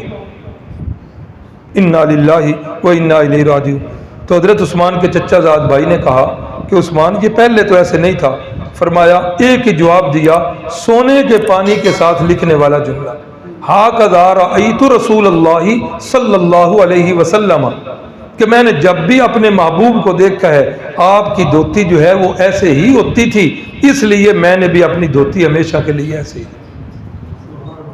اس لیے کوشش کریں، بعض ساتھی جو ہے نماز کے وقت میں شلوار اوپر کرتے ہیں، اس کا نماز سے تعلق نہیں ہے، اس کا ہر وقت کے ساتھ تعلق ہے۔ اور عورتیں، بعض عورتیں جو ہیں ان کی شلواریں اوپر ٹخنے ننگے. عورتوں کا تو ایک جسم کا کوئی عضو نظر نہیں آنا چاہیے. عورت تو سر کے بالوں سے لے کر پاؤں تک وہ جو ہے ساری کی ساری عورت ہے اور پردہ ہے. مردوں کو یہ چیز جو ہے ننگی کرنی چاہیے. بہرحال حضرت عثمان غنی نے جا کر پیغام دیا. انہوں نے کہا عثمان تیرے نبی کو تو اجازت نہیں, ہاں اگر تو طواف کرنا چاہتا ہے تیری تے ساڈے دل وچ قدر ہی بڑی ہے, تیری کسی بات کو ہم رد نہیں کر سکتے. جاؤ بیت اللہ کے دروازے کھلے ہوئے ہیں, جا کر آپ جتنے مرضی طواف کرو کر لو, ہم کچھ نہیں. اللہ اکبر. ادھر یہ باتیں ہو رہی ہیں اور ادھر جو ہے صحابہ کرام جو تڑپ رہے تھے بیت اللہ کی دیدار کے لیے, کسی نے یہ جملہ کہہ دیا عثمان کڈا خوش نصیب ہے, اسی تو سارے اتنے تڑپتے پے ہیں, پتہ نہیں اجے کی ہونا ہے, عثمان تو طواف کر رہا ہوگا. یہ جملہ چلتے چلتے رسول اللہ صلی اللہ علیہ وسلم تک پہنچ گئے. رسول اللہ صلی اللہ علیہ وسلم نے فرمایا کہ میں تمہیں یقین سے کہتا ہوں کہ میرے بغیر عثمان طواف نہیں کرے گا. اور ہوا بھی ایسے. جب انہوں نے کہا حضرت عثمان نے فرمایا میں یہاں پر سالوں میں بھی رہوں, سال بھی رہوں, تو اپنے محبوب کے بغیر کبھی بھی بیت اللہ کا طواف نہیں کروں. اللہ اکبر. انہوں نے بات کو تھوڑا سا لٹکانا شروع کیا اور مشہور کر دیا کہ حضرت عثمان غنی کو شہید کر دیا. اب جب یہ افواہ پھیلی تو رسول اللہ تک پہنچی. آپ جس درخت کے نیچے تشریف فرما تھے بڑے غصہ. فرمایا سفیر کو قتل کرنا تو کسی دھرم میں بھی نہیں ہے, کسی مذہب میں بھی نہیں, کسی ثقافت میں بھی نہیں کہ سفیر کو کوئی تکلیف دی جائے. ہاں یہ کیسے ہو گیا؟ یہ پاکستان کے علاوہ کی بات کر رہا ہوں. ہم پاکستانیوں نے تو ملا عبدالسلام کا جو حال کیا تھا وہ یاد ہی ہے آپ. اللہ اکبر. تو رسول اللہ نے فرمایا ایسے نہیں ہو, عثمان کو بے گناہ شہید کیا گیا, میں تو عثمان غنی کا بدلہ لے کر جاؤں. تم میں سے کوئی تیار ہے؟ سارے صحابہ نے فرمایا جی ہم بھی تیار ہیں. فرمایا ایسے نہیں, آؤ پھر پکا میرے ساتھ وعدہ کرو اور میرے ہاتھ پر بیعت کرو کہ ہم عثمان کے خون کا بدلہ لے کے جائیں گے. وہ 1400 یا 1500 صحابہ ساروں نے اب رسول اللہ کے ہاتھ مبارک کے اوپر اپنے ہاتھ رکھے. رسول اللہ صلی اللہ علیہ وسلم نے سمجھا کہ اس بیعت کی بڑی فضیلت ہے, عثمان اس فضیلت سے کہیں محروم نہ ہو جائے. یوں بایاں ہاتھ سارے صحابہ کے اوپر ہاتھ, اپنا دایاں ہاتھ نکال کے آپ نے ان کے اوپر رکھ کے فرمایا یہ ہاتھ جو ہے عثمان غنی کا ہاتھ ہے, اس کے حصے کا ہاتھ ہے. اور اللہ کو یہ ادا اتنی پسند آئی, اللہ نے جبریل امین کو نازل کیا اور فرمایا ید اللہ فوق ایدیہم, ان سارے ہاتھوں کے اوپر میں اللہ کا ہاتھ ہے. اور فرمایا ان الذین یبایعونک انما یبایعون اللہ, اے محبوب جو آپ کی بیعت کر رہے ہیں نا یہ حقیقت میں آپ کی بیعت نہیں کر رہے بلکہ یہ کس کی بیعت کر رہے ہیں؟ اللہ کی بیعت کی. اللہ اکبر. اللہ اکبر. اب یہ جس وقت باتیں ہو رہی ہیں ادھر مشرکین مکہ کو پتہ چلا, اوئے ہوئے یہ تو کام بڑا خراب ہے, یہ تو سارے صحابہ تیار. اب ان کو جان کے لالے پڑے کہ ہم نے تو ہر صورت میں روکنا تھا, اب یہ تو آئے کہ آئے, کیا کریں. اب انہوں نے ایک تو یہ بات بھجوا دی اوپر کہ حضرت عثمان غنی کو شہید نہیں کیا, اور دوسرے نمبر پر انہوں نے مذاکرات جو ہے وہ کرنے شروع کر دیے. آگے بڑھنے سے پہلے یہاں عقیدے کی اصلاح ضروری ہے. جتنے بھی عقائد ہیں سب سے اوپر کون سا عقیدہ ہے؟ عقیدہ توحید. اس ایک عقیدہ توحید کے لیے اللہ نے 1,24,000 یا جتنے کم و بیش تھے, قرآن مجید کا 17واں پارہ سورۃ الانبیاء, اللہ فرماتے ہیں کہ اسی ایک مسئلے کے لیے سارے نبیوں کو ہم نے بھیجا. اور ہمارے مرشد رسول اللہ صلی اللہ علیہ وسلم نے فرمایا ان التوحید رأس الطاعات, کہ عقیدہ توحید ساری نیکیوں کی جڑ اور اساس ہے. توحید نہیں, عقیدے میں شرک ہے تو کوئی عمل بھی قابل قبول نہیں ہے. اس لیے عقیدے کی اصلاح بھی بڑی ضروری ہے. اس ایک واقعہ سے عقیدے کی اصلاح ہو گئی کہ اللہ کے نبی صلی اللہ علیہ وسلم کس بات پہ بیعت لے رہے ہیں؟ حضرت عثمان شہید ہو گئے ہیں, ہم نے ان کا بدلہ لینا ہے. اگلے دن بھی میں نے یہ بات کہی تھی, اور بغیر کسی تعصب کے مسجد میں کھڑا ہوں، اللہ تعالیٰ فرقیوں فرقہ واریت سے بچائے۔ یہ میں زور اس لیے دے رہا ہوں، عقیدہ توحید نہیں تو کچھ بھی نہیں۔ عقیدہ توحید کیا ہے کہ اللہ اپنی ذات میں بھی اکیلا، اپنی صفات میں بھی اکیلا ہے۔ اسی کو کہتے ہیں وحدہ لا شریک۔ اللہ ہر بات کو جانتا ہے۔ رسول اللہ صلی اللہ علیہ وسلم کے بارے میں اگر یہ عقیدہ رکھا جائے کہ وہ بھی ہر بات کو جانتے ہیں، بھائیو یہ عقیدہ شرکیہ ہے، یہ عقیدہ شرکی ہے۔ حضرت عثمان غنی کے اس واقعے نے بتا دیا کہ رسول اللہ باوجود اس کے کہ ساری کائنات سے بڑھ کے آپ کا علم، سارے انبیاء سے بڑھ کے آپ کا علم، لیکن آپ عالم الغیب نہیں ہیں۔ اگلے دن بھی کہا تھا کہ یہ عقیدہ رکھنا کہ رسول اللہ عالم الغیب ہیں، یہ عقیدہ رسول اللہ کے بارے میں گستاخی والا عقیدہ ہے۔ آج کے بھی واقعے میں آ جائے، اگر یہ عقیدہ رکھا جائے کہ رسول اللہ کو پتہ تھا کہ حضرت عثمان زندہ ہیں، پھر آپ بیعت لے رہے ہیں، پہنچے ہیں کہ نہیں؟ پھر تو نعوذ باللہ معاذ اللہ یہ سارا ڈرامہ نہ ہو گیا، استغفر اللہ۔ اس لیے قرآن مجید نے یہ باتیں سمجھائی ہیں اور یہ عقائد کی درستگی کی ہے۔ دوسرا یہ بھی پتہ چل گیا، قرآن نے یہ عقیدہ سکھایا وَهُوَ مَعَكُمْ أَيْنَمَا كُنْتُمْ، کہ ہر وقت ہر جگہ موجود ذات کون سی؟ اللہ کی۔ فرمایا کہ رسول اللہ بھی ہر وقت ہر جگہ موجود نہیں۔ اگر آپ ہر وقت ہر جگہ موجود ہوتے تو جب افواہ آئی آپ فرما دیتے بھئی یہ افواہ جھوٹی ہے، میں عثمان کو دیکھ رہا ہوں، عثمان تو بالکل زندہ ہے۔ تیسرا یہ بھی پتہ چل گیا کہ رسول اللہ صلی اللہ علیہ وسلم پر امت کے اعمال والا جو عقیدہ کہ آپ پر پیش ہوتے ہیں وہ بھی کوئی بات نہیں ہے۔ حضرت عثمان غنی نماز فرض تو پڑھتے رہے، وہ طواف تو نفلی تھا نا، وہ فرمایا کہ میں آقا کے بغیر نہیں کروں گا۔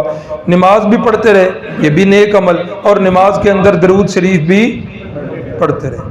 اگر یہ درود شریف کے پہنچانے والا عقیدہ ہو تو پھر یقیناً فرشتے جا کر بتا دیتے کہ یا رسول اللہ حضرت عثمان غنی نے یہ نماز پڑھی ہے، آپ پر درود پاک پڑھا ہے، آپ قبول کر لی۔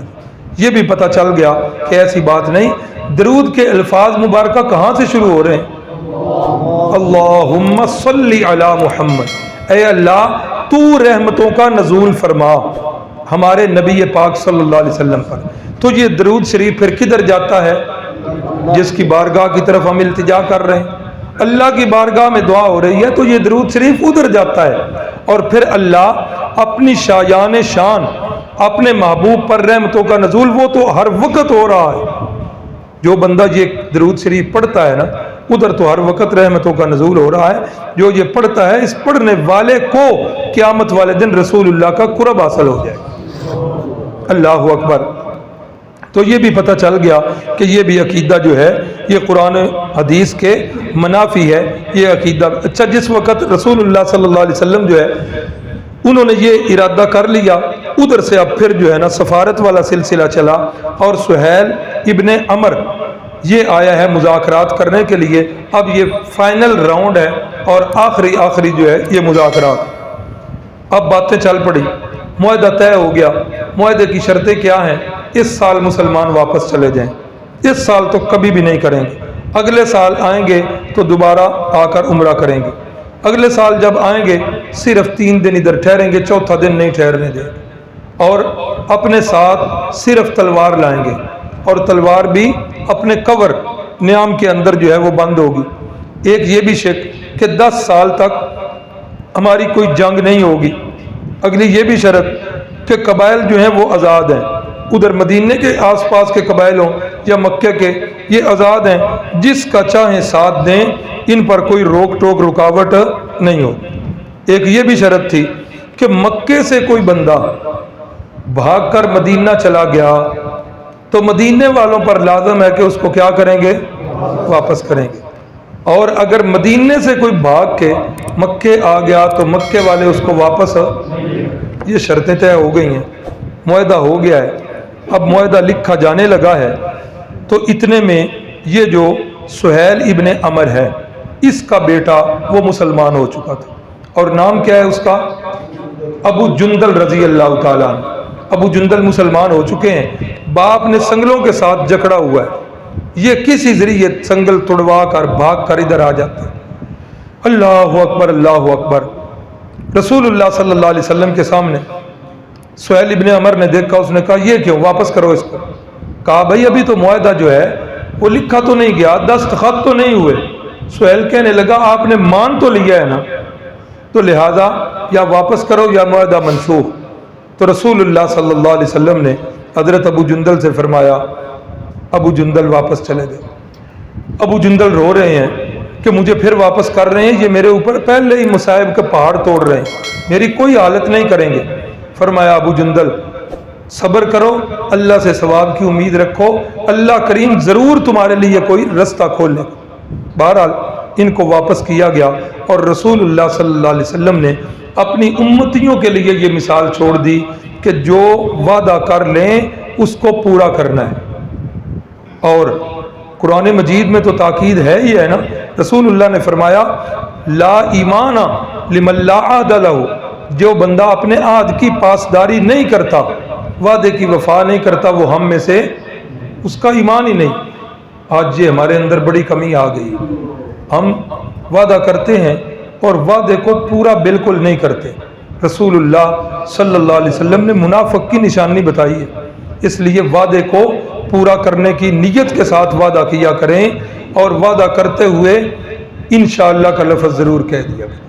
اور بچپن میں ہم نے والد صاحب کے عمل سے دیکھا, بڑے ہو کر پڑھ لیا, اب جو ہے تجربہ بھی کر لیا ہے کہ جو بندہ کسی سے قرض لے کر وعدہ کرتا ہے اور اس کا ارادہ ہوتا ہے کہ میں نے واپس کرنا ہے, اس بندے کے پیچھے اللہ کی رحمت شامل حال ہو جاتی ہے اور اللہ اس کو اسباب مہیا کر دیتے ہیں کہ وہ یہ کام کرتا ہے.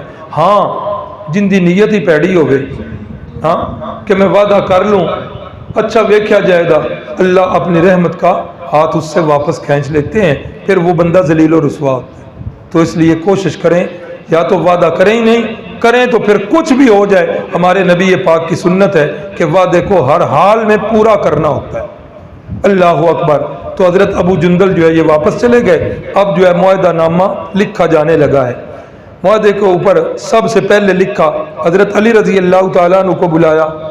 حضرت علی رضی اللہ تعالیٰ عنہ نے آ کر لکھنا شروع کیا. فرمایا لکھو علی بسم اللہ الرحمن الرحیم. سہیل پھڑک اٹھا, الرحمن الرحیم ہم نہیں جانتے, بسمک اللہم لکھو.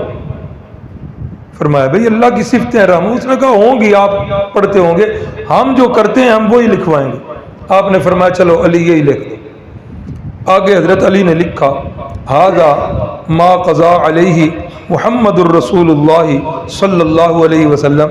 یہ وہ معاہدہ ہے جو رسول اللہ محمد الرسول اللہ اور قریشیوں کے درمیان ہوا ہے. اب حضرت علی نے جب یہ لکھا تو سہیل جو ہے پھر پھڑک گیا, کہنے لگا نا محمد الرسول اللہ, یہی تو ہمارا اختلاف ہے. اگر ہم آپ کو رسول اللہ مان جائیں تو پھر یہ لڑائیاں, پھر یہ سارے اختلاف کس چیز کا؟ نہیں, لکھو محمد ابن عبداللہ. اب صحابہ اکرام بڑے جوش میں کہ نہیں مٹانا, یہی رکھنا ہے, دل کرتا ہے تو کرو, نہیں کرتا تو چلے جاؤ, تلوار ہمارا فیصلہ کرے گی. رسول اللہ صلی اللہ علیہ وسلم بڑی باریک بینی سے دیکھ رہے تھے. آپ نے صحابہ کو خاموش رہنے کا اشارہ کیا. فرمایا امحو یا علی, اے علی یہ لفظ مٹا دو. اللہ اکبر اللہ اکبر. حضرت علی بیچارے بڑے پریشان. وہ ہمارے علامہ صاحب کی زبان میں کہ حضرت علی نے تو سمجھا کہ میں تو چکی کے دو پوڑوں کے درمیان آ گیا. ہاں, ایک طرف تقاضۂ ادب ہے اور ایک طرف جذبہ اطاعت ہے. اطاعت یہ ہے کہ اس کو مٹاؤں, اور ادب یہ ہے کہ میں اس کو نہ مٹاؤں. رسول اللہ کا لفظ اور میں مٹا دوں, اور حکم ہو گیا کہ علی مٹاؤ. پریشان ہے. بالآخر حضرت علی پر جو ہے جذبہ محبت غالب آ گیا. فرمایا یا رسول اللہ یہ مجھ سے نہیں ہو سکے گا. نافرمانی کا تو تصور بھی نہیں نا, جذبہ محبت غالب آیا. یا رسول اللہ یہ مجھ سے نہیں ہو سکے گا. فرمایا اچھا علی پھر میری انگلی ادھر رکھو جہاں لکھا ہے, میں خود مٹاتا ہوں. حضرت علی کی بظاہر اس نافرمانی پر لاکھوں فرما برداریاں قربان ہو جائیں. ہم اہل سنت والجماعت ہیں, ہماری ایک آنکھ کا نور حضرت سیدنا صدیق اکبر فاروق اعظم ہے، دوسری آنکھ کا نور سیدنا عثمان اور علی ہیں۔ ہماری ایک آنکھ کا نور اہل بیت ہے، دوسری آنکھ کا نور صحابہ کرام ہے۔ ہمارے دل کے اندر کسی صحابی کا بھی بغض حضرت علی سے فرمایا کہ کیا کرو مٹاؤ، تو حضرت علی نے جو نہیں مٹایا اس کے اندر حضرت علی کی نافرمانی ہرگز نہیں ہے۔ ایک دوسرا واقعہ بھی یاد کریں، آپ صلی اللہ علیہ وسلم نے وفات سے قبل فرمایا تھا ایتونی بکرطاس، کاغذ قلم لے کے آؤ، میں تمہیں ایک ایسی بات لکھ کر دوں کہ اگر تم اس پر عمل کرو گے لن تضلوا ما تمسکتم بہا، تو پھر تم گمراہ نہیں ہوگے۔ لاؤ کاغذ قلم۔ حضرت عمر سمجھ گئے کہ ابھی تو پچھلے مہینے حجت الوداع کے موقع پر آپ نے یہی بات کہی ہے کہ میں دو چیزیں چھوڑ کے جا رہا ہوں، کتاب اللہ و سنتی، کہ یہ دو چیزیں چھوڑ کے جا رہا ہوں، ان کو پکڑو گے تو گمراہ نہیں ہوگے۔ حضرت عمر نے سمجھا کہ رسول اللہ امتحان لے رہے ہیں کہ وہ حجت الوداع والا سبق دیا ہوا یاد ہے کہ نہیں ہے، تو حضرت فاروق اعظم نے فرمایا یا رسول اللہ حسبنا کتاب اللہ، ہمیں اللہ کی کتاب کافی ہے۔ کیا مطلب کہ ہمیں وہ سبق بھولا نہیں ہے؟ تو رسول اللہ صلی اللہ علیہ وسلم نے خاموشی فرمائی۔ اب لوگوں نے بات کا بتنگڑ بنایا، انہوں نے کہا دیکھو جی حضرت عمر رسول اللہ کی نافرمانی کر رہے ہیں، اللہ کے نبی فرماتے ہیں کاغذ قلم لاؤ، تو حضرت عمر جو ہے وہ نافرمان۔ تو میں نے بتایا کہ حضرت عمر بھی نافرمانی نہیں کر رہے، حضرت علی بھی نافرمانی نہیں کر رہے۔ اللہ اکبر۔ یہ سہیل ابن عمر جو ہے نا، یہ بعد میں مسلمان ہو گیا تھا۔ حضرت صدیق اکبر رضی اللہ تعالیٰ عنہ فرماتے ہیں کہ لوگ فتح حدیبیہ کو کوئی بڑی فتح نہیں سمجھتے، لیکن لوگوں کی عقلیں جو ہیں اس راز کو نہ سمجھ سکی۔ فرماتے ہیں میں حجت الوداع کے موقع پر، یہ سہیل ابن عمر جو ہے فتح مکہ کے موقع پر مسلمان ہو گیا تھا۔ سو صدیق اکبر فرماتے ہیں حجت الوداع کے موقع پر میں اسی سہیل ابن عمر کو دیکھ رہا تھا جب رحمت کائنات قربانی کے اونٹوں کو ذبح کر رہے تھے، یہ بڑے مؤدب طریقے کے ساتھ ایک ایک اونٹ کو پکڑ کر رسول اللہ کے سامنے لٹا رہے تھے۔ یہی سہیل ابن عمر رضی اللہ تعالی عنہ، اور فرماتے ہیں کہ جب رسول اللہ صلی اللہ علیہ وسلم نے حلق کروایا تو یہی سہیل ابن عمر جو ہے یہ آپ کے بال مبارک جو ہے ان کو اپنے قابو میں اور قبضے میں کر کے پھر اپنی آنکھوں کے ساتھ آپ صلی اللہ علیہ وسلم کے بال مبارک جو ہے وہ لگا رہے تھے۔ تو فرماتے ہیں حضرت صدیق کہ اس وقت مجھے سہیل ابن عمر کا وہ انکار یاد آیا جس وقت اس نے کہا تھا بسم اللہ الرحمن الرحیم کو بھی مٹاؤ اور محمد الرسول اللہ کو بھی مٹاؤ۔ اللہ اکبر اللہ اکبر۔ تو یہی سہیل ابن عمر بعد میں مسلمان ہو گئے رضی اللہ تعالیٰ عنہ۔ اب جس وقت یہ معاہدہ ہو گیا حضرت ابو جندل بھی واپس چلے گئے۔ اب حضرت ابو جندل پر ایک بندہ مستقل انہوں نے نگران مقرر کر دیا کہ پہلے بھی یہ بھاگ گیا ہے اب نہیں بھاگنا چاہیے۔ حضرت ابو جندل نے کیا کیا، اس بندے نے ہی کھوترنا شروع کر دیا، اس کے عقیدے کو ٹھیک کیا، وہ بھی مسلمان ہو گیا۔ انہوں نے اس کو ہٹایا، دوسرا بندہ لگایا، حضرت ابو جندل نے اس کو بھی اسلام کی دعوت دے کر اسے بھی مسلمان کر دیا۔ بالآخر کرتے کرتے حضرت ابو جندل نے اور ان کے ساتھی جو تھے، آگے حضرت ابو بصیر کا بھی واقعہ آئے گا، ان کے ساتھیوں نے تقریباً 20 بندوں کو ادھر رہ کر مسلمان کیا۔ تو اب جس وقت یہ معاہدہ ہو گیا شرطیں لکھی جا رہی ہیں، باقی بھی صحابہ غصے میں ہیں، لیکن حضرت عمر کا غصہ تو دیکھنے والے۔ حضرت عمر اٹھے، نہ رہ سکے، آ گئے، یا رسول اللہ ہم حق پہ نہیں ہیں؟ حق پہ ہیں۔ یا رسول اللہ یہ مشرک باطل پہ نہیں ہے؟ باطل پہ ہیں۔ یا رسول اللہ ہمارے مرنے والے جنت میں اور ان کے مرنے والے جہنم میں نہیں جائیں گے؟ جی یا عمر ایسے ہی ہے۔ یا رسول اللہ پھر ان تھلے لگ کے تے صلح کرنی کہ ان کا بندہ آ جائے گا تو واپس کریں گے، ہمارا بندہ آئے گا تو یہ واپس نہیں ہوئے گا، آئندہ سال آئیں گے، اس سال بغیر عمرے کے چلے جائیں، پھر اگلے سال آئیں۔ فرمایا عمر مجھے اللہ کا یہی حکم۔ حضرت عمر کا دل نہیں بھرا، ادھر سے اٹھے سیدھے ابو بکر کے پاس، یہی سوال، ابو بکر ہم حق پہ نہیں ہیں؟ ہمارے مرنے والے جنت میں، ان کے مرنے والے جہنم میں نہیں جائیں؟ ایسے ہی ہے۔ پھر یہ معاہدہ، یہ اس طرح کی جو ہے نا کمزور بن کر صلح کرنا، یہ کیا ہے؟ حضرت عمر فرماتے ہیں جس وقت وہ پھر آیتیں نازل ہو گئی، اللہ نے یہ صورت نازل کر دی، انا فتحنا لکا فتحا مبینا، ہم نے بہت بڑی فتح سے آپ کو نواز دیا۔ حضرت عمر کہتے ہیں یہ چنگی فتح ہے، تو حضرت صدیق اکبر نے بھی وہی جواب دیا جو رسول اللہ صلی اللہ علیہ وسلم نے جواب دیا تھا، اور حضرت صدیق اکبر نے فرمایا عمر ہوش کرو، پتہ نہیں ہے اللہ کے نبی ہیں، اور اللہ کا نبی کا کوئی کام جو ہے اللہ کی اجازت کا بغیر نہیں ہوتا، کدھر ہے ہوش تمہاری؟ حضرت عمر فرماتے ہیں کہ پھر میری ہوش ٹھکانے آ گئی۔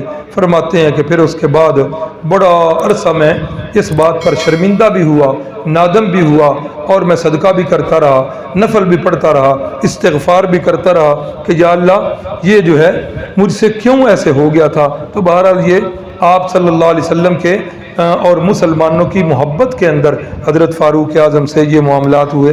چلے گا انشاءاللہ بھی کل یہ سبق۔ اللہ اکبر۔ 1400 صحابہ کے ہاتھ ایک ساتھ کیسے آپ کے ہاتھ میں؟ آپ کو کوئی شک ہے جی اس میں؟ قرآن کہہ رہا ہے وعدہ پورا ہونے تک اگر بندوبست نہ ہو سکے تو اگلے بندے کی رضا سے دوبارہ وعدہ بالکل جی کر سکتے ہیں، ٹھیک ہے۔ بیعت رضوان میں سارے صحابہ نے بیک وقت بیعت کی یا پھر ٹولیوں کی شکل میں؟ اگر بیک وقت بیعت کی تو اتنے ہاتھ بھائی کتنی چیزیں ایسی ہیں، اب دیکھیں نا آگے جا کر آپ سنیں گے حجت الوداع کے موقع پر کتنے صحابہ تھے جی؟ لاکھ سے زیادہ، 1.25 لاکھ یا 1.5 لاکھ۔ تو رسول اللہ صلی اللہ علیہ وسلم نے خطبہ دیا اونٹنی پہ سوار ہو، ایمپلیفائر تھے، ہارن تھے، تو پھر آپ کی آواز سارے صحابہ نے سن لی۔ یہ کچھ چیزیں رسول اللہ کی خصوصیات میں ہیں۔ کیا حضرت عبداللہ ابن جاش امی جان حضرت زینب بنت جاش کے بھائی ہیں؟ جی جی ایسا ہی ہے، جزاک اللہ خیر۔ بسم اللہ الرحمن الرحیم، الحمدللہ رب العالمین والعاقبۃ للمتقین، اللہم صلی علی سیدنا و مولانا محمد النبی الامی وعلی آلہ وسلم۔ اللہم انت الہنا لا الہ الا انت، انت رب السماوات والارض، انت رب العرش العظیم، اللہم انت علی کل شیء قدیر۔ اے اللہ، رات کا ایک حصہ بیت چکا، تیرے بندے اور تیری بندیاں تیرے گھر میں بیٹھ کے تیری بارگاہ میں ہاتھ اٹھائے اپنے دامن پھیلائے تجھ سے مانگ رہے ہیں۔ اے اللہ اپنی رحمتوں کے ساتھ ان کی جھولیوں کو بھر دے۔ اے اللہ انہیں جس جس چیز کی تمنا ہے، ان میں حلال روزگار کے متلاشی بھی ہیں، ان میں نیک اور صالح اولاد کے خواہش مند بھی ہیں، ان کے اندر اولاد سے نافرمانی والے پریشان بھی شاید ہوں۔ اے اللہ ان کے اندر حج اور عمرے کا سفر شوق کے ساتھ کرنے والے خواہش مند بھی ہوں۔ اے اللہ جو جو ان کی پریشانیاں ہیں، جو جو ان کی خواہشات ہیں، اے اللہ ان کی پریشانیوں کو ختم فرما دے، ان کی جائز خواہشات کی تکمیل فرما دے۔ اے اللہ میرے ظاہر کو دیکھ کر جنہوں نے دعا کے لیے کہا ہوا ہے، اے اللہ ان بہنوں اور بھائیوں کی جائز حاجات کی بھی تکمیل فرما دے۔ اے اللہ ہمارے جتنے بھی اعزاء و اقارب والدین اس دنیا سے اسلام کی حالت میں رخصت ہو چکے، انہیں کروٹ کروٹ جنت نصیب فرما دے۔ اے اللہ اہل غزہ کا ان کی مدد اور نصرت فرما دے۔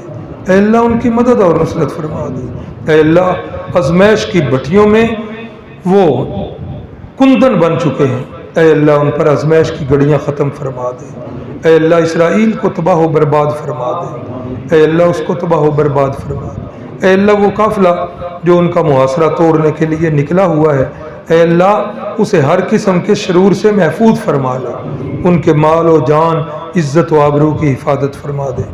آمین۔ صلی اللہ علی النبی الکریم وعلی آلہ واصحابہ وازواجہ وذریاتہ واہل بیتہ وعترتہ اجمعین برحمتہ۔ کل بھی جو